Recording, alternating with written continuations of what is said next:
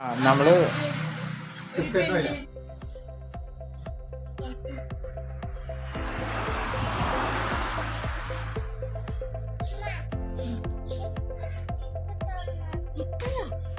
പൊട്ടിച്ചു കൊടുത്തു.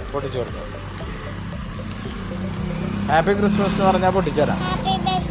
Happy Christmas ഒന്നുകൂടി പറഞ്ഞേ, ഒന്നുകൂടി പറയും. ഹാപ്പി ക്രിസ്മസ് പറയ്.